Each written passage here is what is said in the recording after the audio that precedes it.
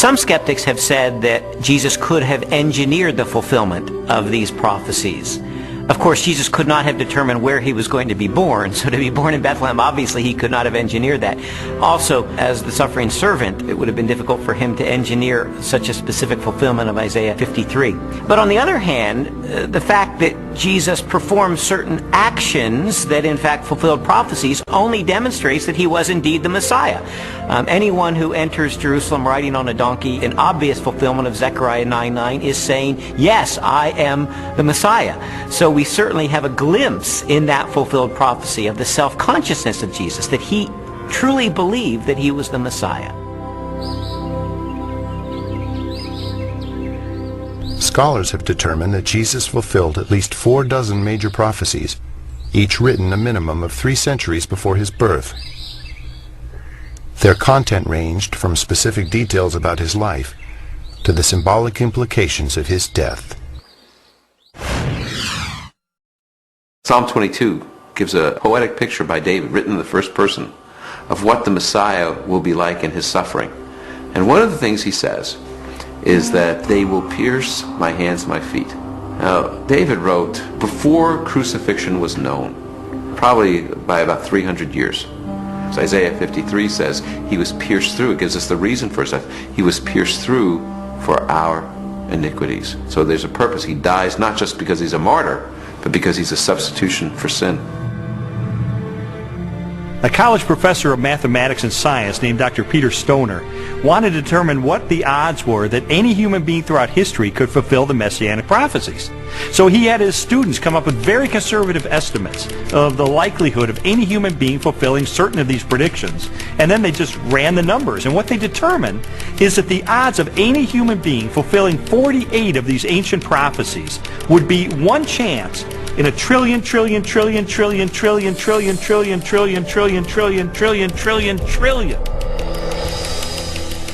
It is mathematically virtually impossible.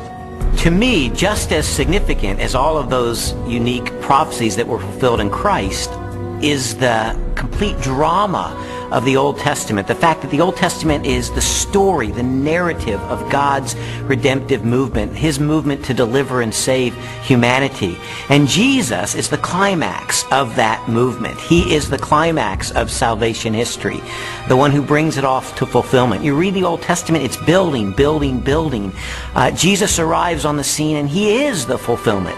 And he recognizes himself clearly as the climax of God's plan of salvation for all humanity. This whole case was sort of like one of those jigsaw puzzles where you don't know what the ultimate picture is going to be. You just put together the pieces, and as I was putting together all of the evidence, it started to take shape, and I sort of stepped back and I could see that it was a portrait of Jesus Christ.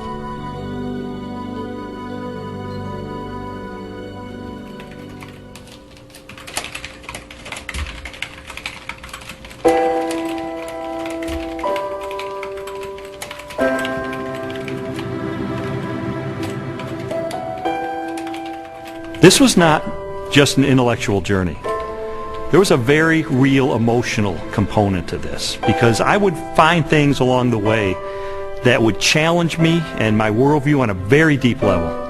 And I would recoil from it, and I wouldn't want to believe it. And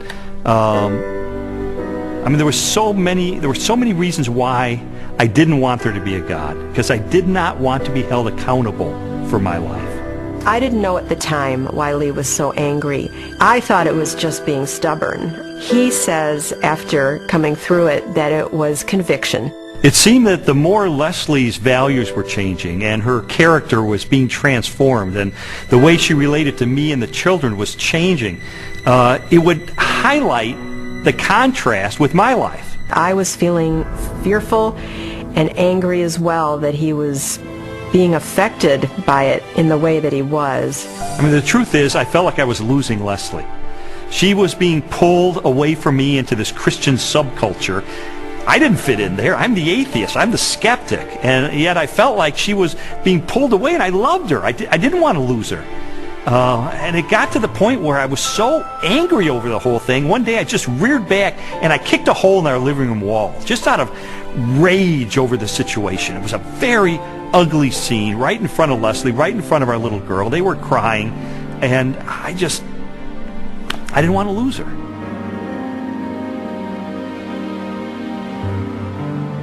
Jesus' body was never found, and so and they predicted it. Well, he talked about it, and it was predicted, and it happened. I mean, it's this easy. It's as simple as that.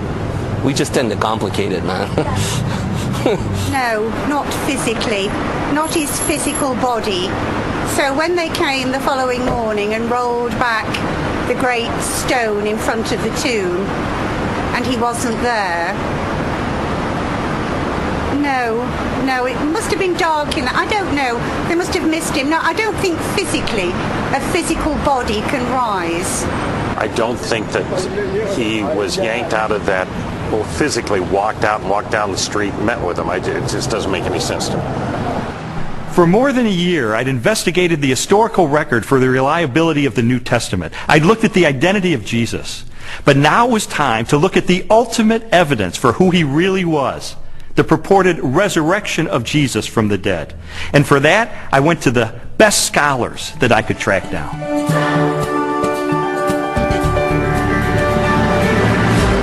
William Lane Craig, Biola University. Gary Habermas, Liberty University.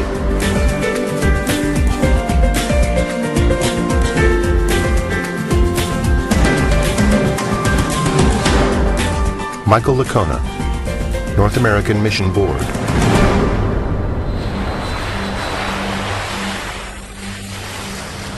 You see, while Jesus was on earth, he made some really radical claims. He claimed to be the uniquely divine servant of God, and he claimed that the only way that we could get to God would be through him. Now, I submit to you that if one of your professors made some claims like that, you would think that he or she was a few French fries short of a Happy Meal. Those are some really audacious claims. Well, a lot of Jesus critics responded to him the same way that you or I would respond to someone making those claims today. Oh yeah, pal? You really think that's who you are? Well, tell you what, why don't you show it to us? Why don't you give us a sign? Show us a miracle or something. And Jesus said, well, I'll give you one miracle, one sign, my resurrection from the dead. The resurrection of Jesus really is the pivotal event of history. Anybody can claim to be the Son of God, as Jesus clearly did. The question is, can you back it up? What evidence is there to support your claim? What credentials do you have? And if Jesus really did return from the dead, that's excellent evidence that he is who he claimed to be, the one and only Son of God. To weigh the validity of Jesus' resurrection, we must first consider his death. Many skeptics have proposed that Jesus merely fainted on the cross, or was drugged, and later escaped as part of a conspiracy.